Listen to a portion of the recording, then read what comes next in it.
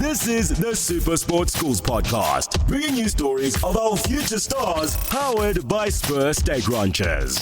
1, 2, 3, go!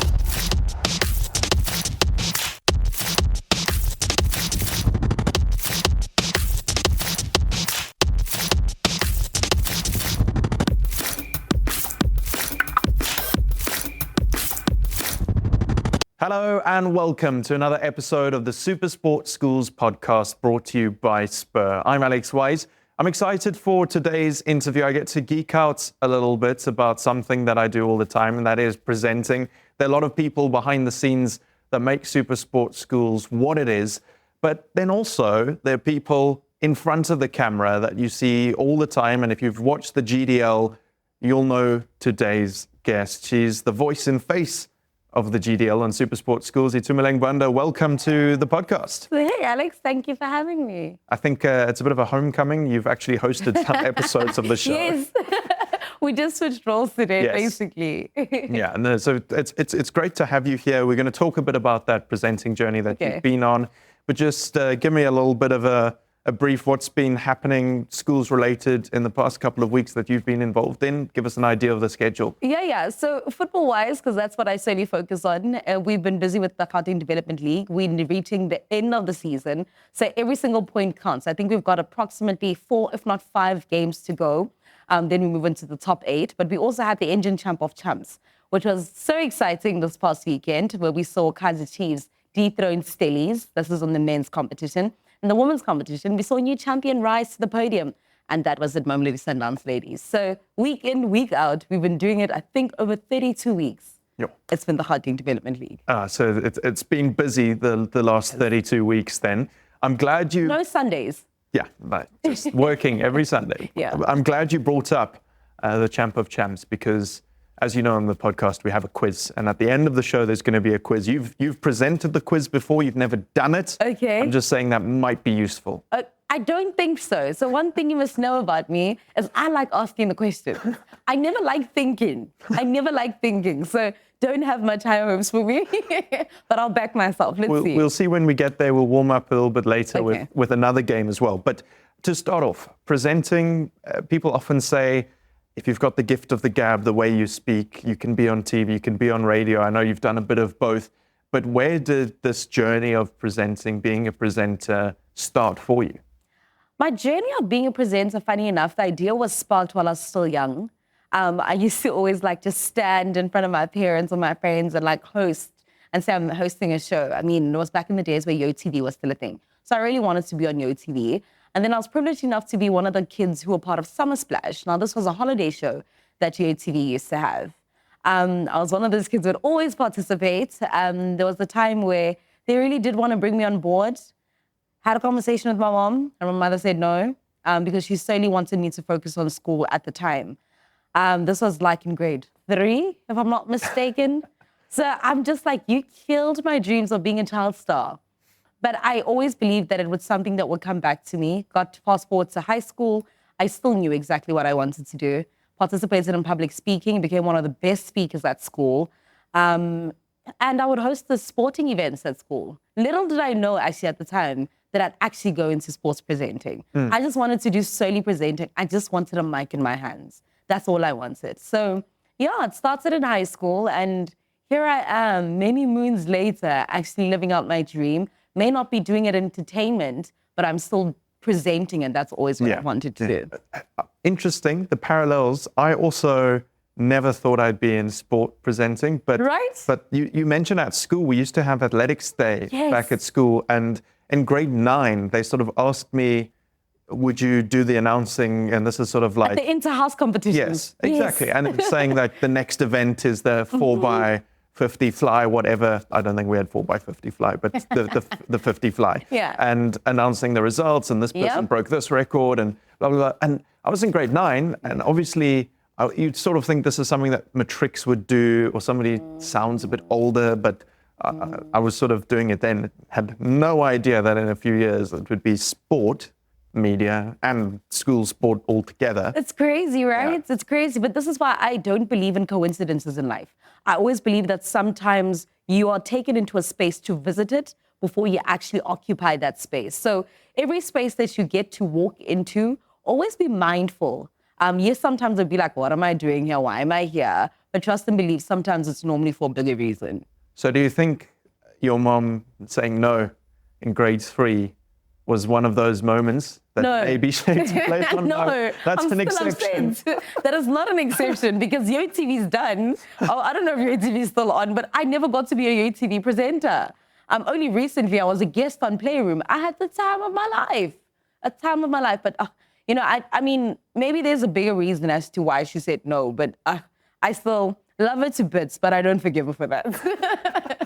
Well, now you at least get to be involved in school sports, interviewing high schoolers all the time. When did you first sort of do something for SuperSport Schools, just so we can picture the time frame? Yeah. So I started with SuperSport Schools. It was actually the Cares Fest. Yes. I think it was in the year 2021, if I'm not mistaken, or 22. Okay, my timeline's could be off, right? But it was the Cares Fest. I fully remember. Knew absolutely nothing about rugby, but what I did know is the Cares Fest was the competition of the year. I knew since I was in school, everyone would always go to Cares Fest, and I'd never been. And I got it was actually Pila Sunday. You know Pila Sunday's clever. Yeah. So he spoke to Ian, and Ian wanted to present, and Pila's like, oh no, there's someone I know. So Pila hit me up, Ian hit me up, and they were like, are you interested in doing this thing? And I was like, I don't know anything about rugby, but I'm gonna be there. And that's exactly what I did. I showed up, and they were so sweet. They actually held my hand through it all. And ever since then, I've gone on to do the mountain biking. I've gone on to do the GDL and many other fun things that we do at SuperSport Schools. You know, you're never boxed into one thing. No, definitely not. And you started in rugby. Yeah. You're sort of the face of the GDL, but you do so many other things as well. Is there one sport that's sort of the most obscure sport that you've presented? Maybe something you never thought you'd be involved in? The cycling, the mountain biking for me was crazy because I was just like, this is an actual sport. There's so many kids who actually participate in this thing. So many parents are so invested in it. It's so expensive. Yeah. It takes long. But it was also so much fun, you know, because you find the real stories, the human angle stories around the kids who actually participate within these events. So the Cycle Life Schools mountain bike series for me was absolutely amazing. Never forget it. And now we have an Olympic bronze medalist in cycling from this year, Alan Hatherley. He won bronze. And coming from the Western Cape, where mountain biking is super popular, I actually didn't know, but now I do, that it's super popular all over the country. Everywhere. And schools are taking it up more and more. So. Yeah, absolutely. What I also love about it is the fact that the privileged schools are also reaching out to the schools that are underprivileged, you know, to be like, if there are kids that are interested in being part of mountain biking, we're willing to sponsor a bike, we're willing to sponsor the equipment. And that for me just says unity. I mean, I'm from a township, so I understand and I know what it feels like not to have. And to be brought into a place where you feel like you don't belong and be embraced, I think for me is everything. So it's, as I said, the human angle and the element stories that I got to engage in were absolutely everything. So those sort of things that we get to see, which are amazing. Yeah. We'll geek out a little bit more about the actual broadcasting side of things and the more technical side of things in a moment. The more or less game. The warm-up to the quiz is what I usually say it is. They're just 5 questions. There's no leaderboard. It's different every week that we do it, so there's no pressure. You're so competitive. Well... And so am I, but I get like brain freeze. The quiz has a leaderboard and time pressure, so we're going to break the ice. Right. Okay. Starting off, over the weekend, a week and a bit ago, the Springboks won the rugby championship. But have they won it more or less than 3 times in total, including when it was Tri-Nations? More or less than 3 times. Less? It's more. It's more? It's 5 times, which actually I was surprised by. I didn't know it had been that many times because... I think because of the gap since they've won it now. It's a big gap. So we won it this year. Yes. 2019. Track back, 2009. Okay. And then 1998. And then somewhere in between 98 and 2009. I was what? Okay. Yeah. My rugby people will be so upset. Yeah. Sorry, guys. So obviously in 1998 and up till 2009, those ones, 3 that we won in that period, that was the Tri-Nations. Got you. But it's the same tournament that's continued. So 5 times. There we go. Okay. The women's Proteas began their T20 World Cup campaign this week. But what is their best ever T20 World Cup finish? Is it better or worse than third? It's better. Yep.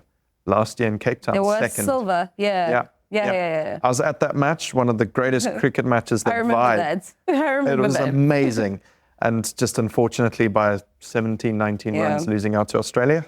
1 from 2. Matotsi and Dow recently broke the SA under 17 110-meter hurdles record. But was his time quicker or slower than 12.50 seconds? I'm going to go with quicker. Nope. It was slow. 12.94. Are we supposed to remember times as well? Brain freeze. You're not supposed to remember Okay. times. This game is made to be hard. It's just to sort of, you can learn things as we go along. Nigeria has won the most WAFCONs. That's Women's Africa Cup of Nations, of any nation. Yes. Have they won more or fewer than 10? Oh, now I must remember the number because I know that they're the record holders of the WAFCON. Yep. That's the easy part. Yes. Then 10, I think it's 9. Spot on, 100%. It's 9? It's 9. Yeah. Yep. I do an There we African go. football show, so See, that's how I know this that. is why you do football. Last one, bit of patriotism again. The Springboks' biggest ever victory was against Uruguay in 2005. But did they win by more or fewer than 110 points? Tricky. I'm going to... What year was this? 2005. 2005? Uruguay. I'm going to say less. More. No. They won by 131 points. Bring back those days. It was 134-3. No way. I don't know why Uruguay, Bring what they back kicked the those penalty days. for. But, Were they playing alone? Well, Uruguay was there. it was in Darn. East London, so yeah, that's where the record was set. Crazy. But that's the more or less game. Yeah, I got the ones that I was supposed to Got get. the football one, I think. I got the ones I was supposed We'll to see it in the quiz later if you get those football ones. Stressed. Bringing you the sport you care about the most, this is the SuperSport Schools podcast. Come on, wake up now. Who got zombie? Wake up now. Sequilatos cat. Wake up now. Who got my senior? Get up and With 15 delicious breakfasts, Spur is the place to be until 11 every morning. Enjoy an unreal breakfast for just $56.90. Spur, people with a taste for life. wake up now.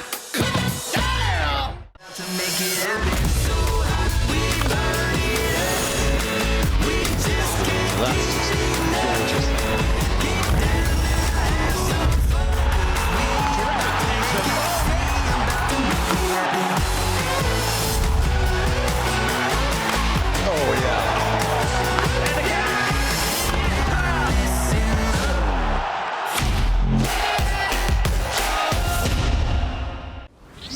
Bringing you the sport you care about the most, this is the SuperSport Schools podcast. We're now going to talk about, or actually, we're going to geek out about broadcasting, presenting, because I know there are lots of people who watch at home SuperSport Schools and think one day, I want to be on there, I want to talk, I want to commentate. And there are kids around the country who are involved in commentating. We've interviewed Kaya Tokota in Eastern Cape. He goes to Dale College. He's a big influencer on TikTok, Instagram. Everybody loves him. When I was younger, SuperSport Schools wasn't a thing. It sort of came to be during the COVID years when I was finishing off school. So I never saw it on TV. I never saw that this was a thing that you could do, but I absolutely would have loved to if I had.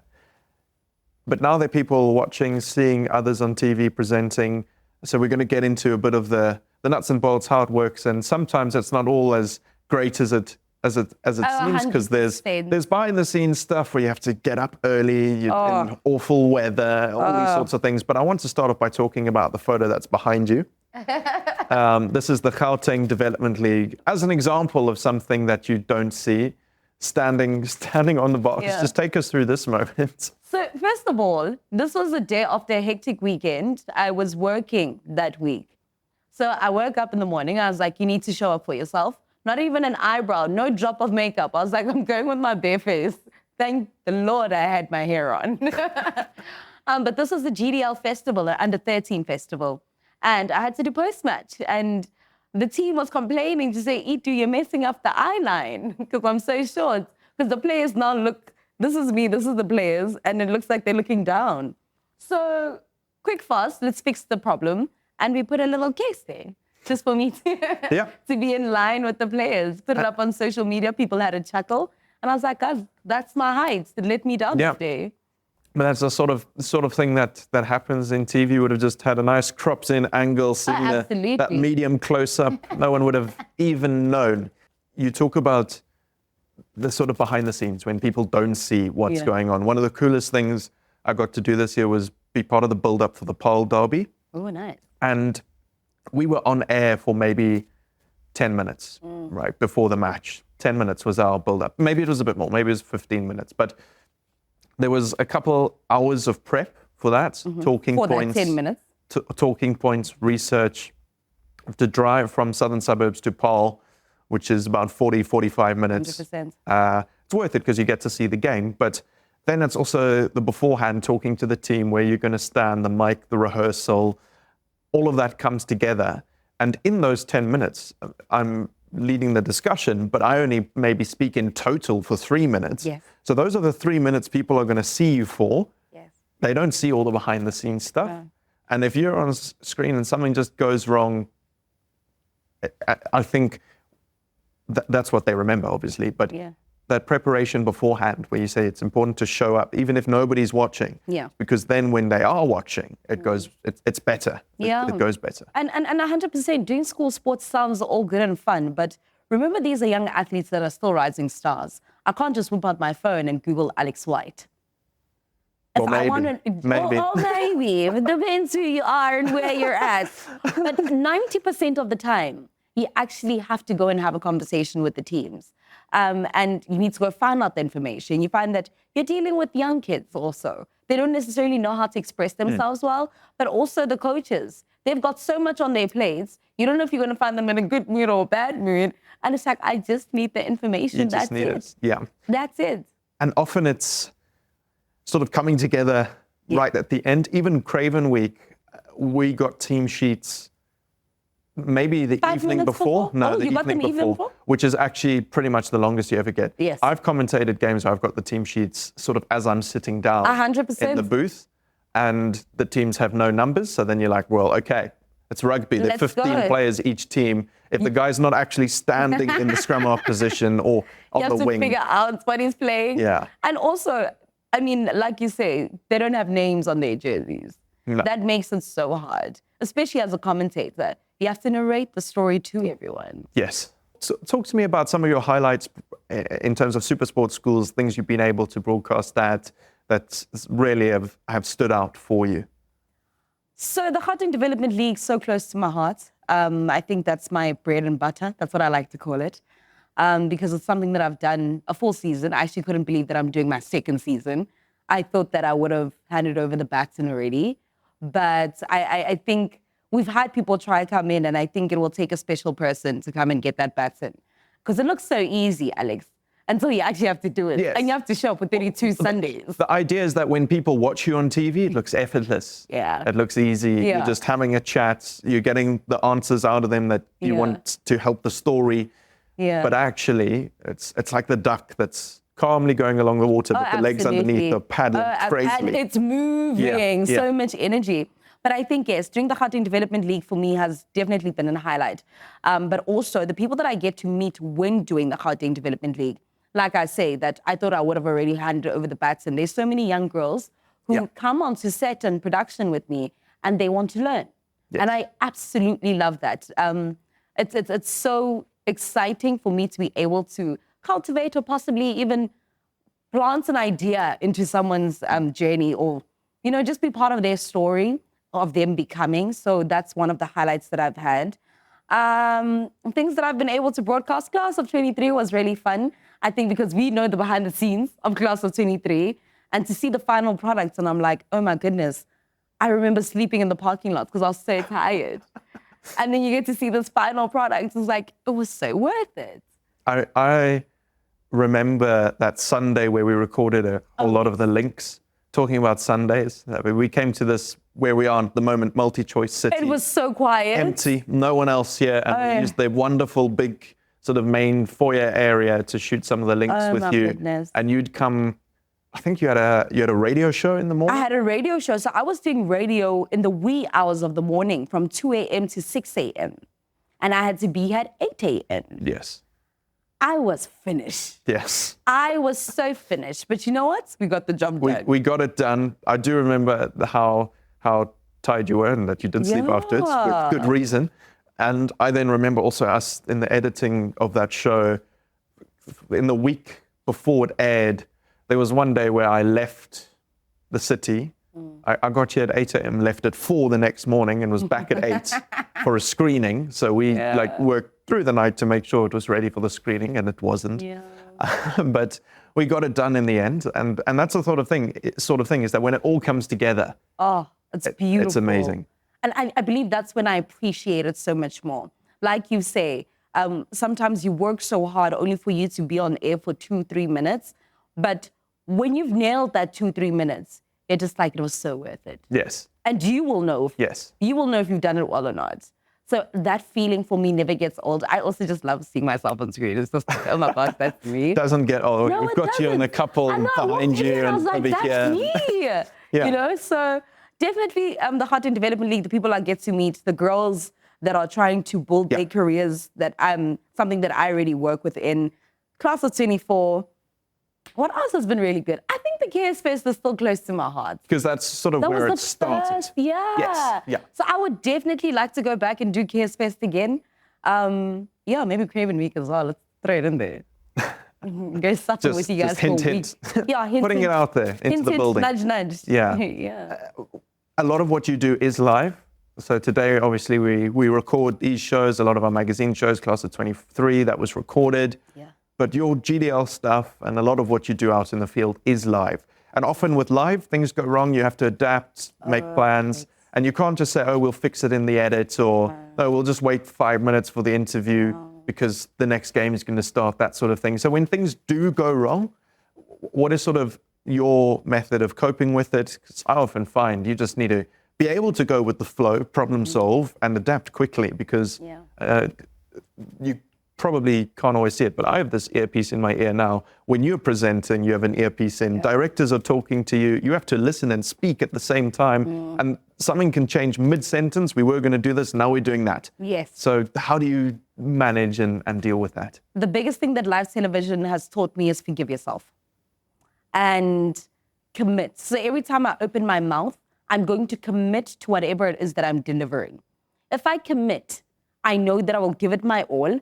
Whether I mess it up or not, I know that I've committed to it. But also, forgiving myself is linked to me being human. No one speaks fluently, Alex. And I think the problem with the now, and I think also YouTube has also helped, but the biggest problem has been we want to sound perfect. We want it to be perfect and effortless, as we want, as it should be. But there's also so much beauty in being human and relatable. So for me, it's about being relatable. When I make a mistake, it's like, how do we fix it? So if I can make a mistake and by the end of my link, you've forgotten about that mistake. Yes. I've done a good job. Yeah, 100%. And that goes with forgiving yourself. Because if you don't forgive yourself, it's hard to come back. yeah. Sometimes you say someone's name wrong. They're right in front of you.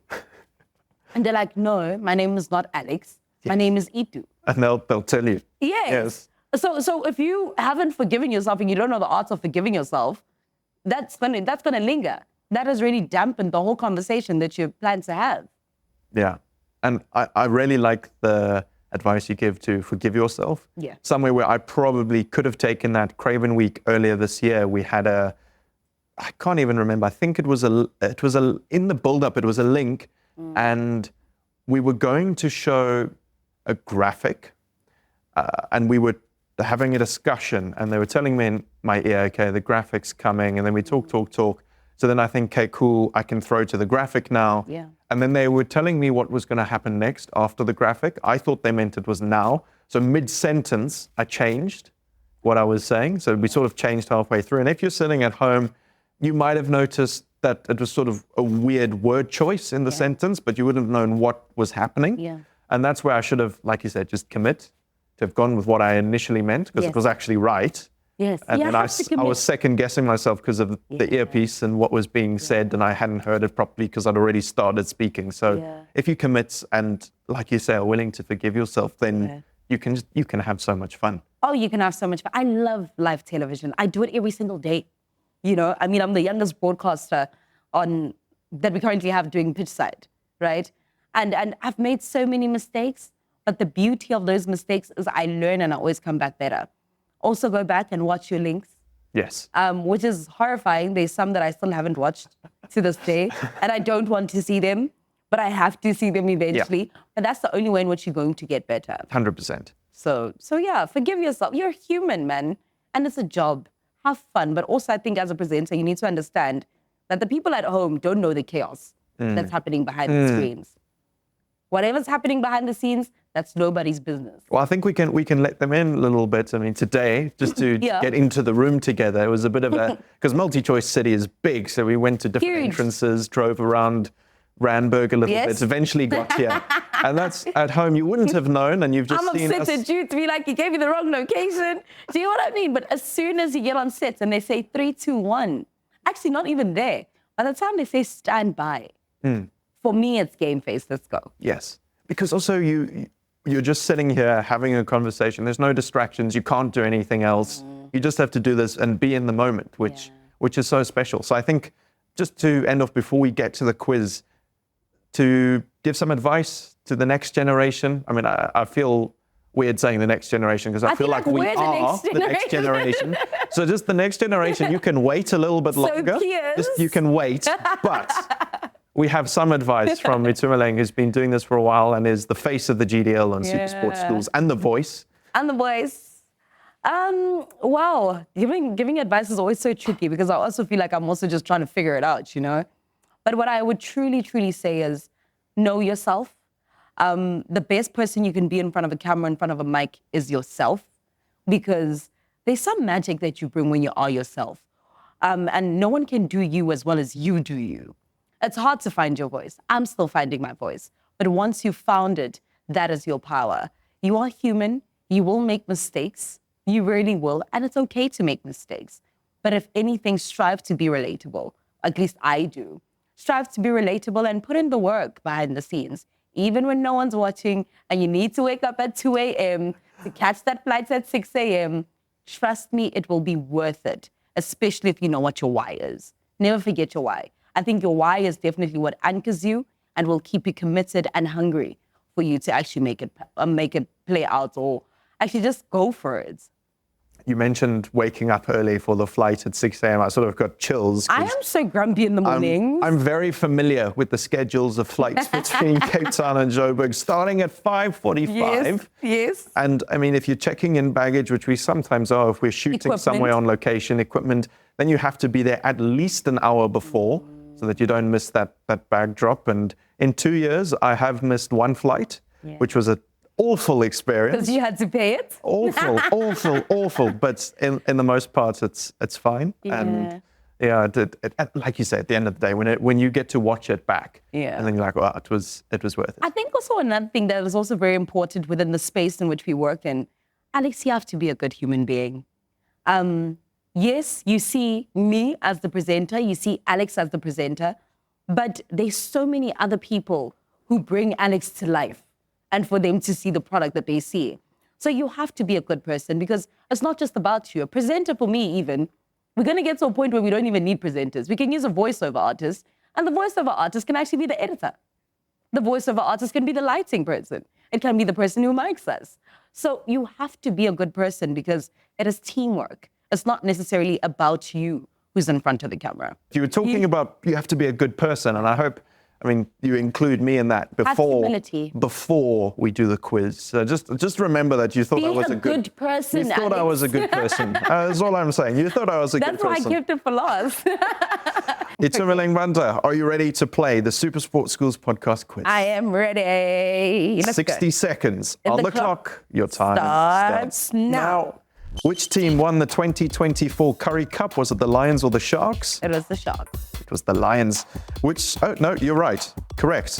Which schools successfully defended their title to win the 2024 Clifton Water Polo Tournament? Sachs or St. John's? St. John's. It was Sachs. Which team won the Ladies 2024 Engine Champ of Champs? Mamelodi Sundowns. Correct. True or false? The school's SA20 being streamed and broadcast by SuperSport Schools includes both boys and girls teams? Yes, that is true. Correct. Which Springbok became the most capped of all time against Argentina? With Elizabeth. Correct.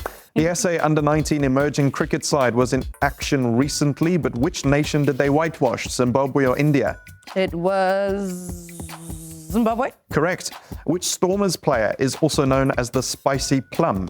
Oh, I don't know. Stephen Kitsoff. Which team will St. Stithians' Quenema Parker represent in the SA20 next year? In the SA20? Yep. Am I kicked up? Paarl Royals. And I'm going to give you a bonus one because obviously it's the Sharks. I have the Lions written here. I don't know why I have that, but it's because we're in Gauteng. I got possessed. Okay. Your bonus question, which team won the men's 2024 Engine Champ of Champs? That would be Kaiser Chiefs, and it was Nel Watuku who scored that goal. 6. Ah, that was close. That's not bad. I thought I was going to get like 4. No brain freeze. I got brain freeze when you said Sharks, and I was like, nope. But then in my mind, I was like, actually, I remember that they did win. The past weekend. Yes. Yeah. Like watch the entire match. Yeah. I was just like, I think it was the first question, eh? Yeah. And I can't even blame that on a 5 o'clock flight because I wrote, I didn't fly at 5 o'clock here and I wrote this so later. bad. I should have gotten an 8 though. No, but 6 is very good for the season. It's above Fair the enough. average. I think 4 or 5 is where Fair most enough. people have been. So yeah, it wasn't bad at all. Actually, it went very well. Yeah. Wasn't too shabby. Itumeleng, thanks so much for joining us for the podcast and chatting and being sort of on the other side of the mic and or on the other side of the camera.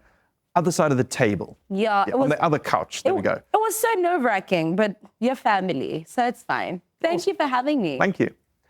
Thanks for joining us for another episode of the SuperSport Schools podcast brought to you by Spur.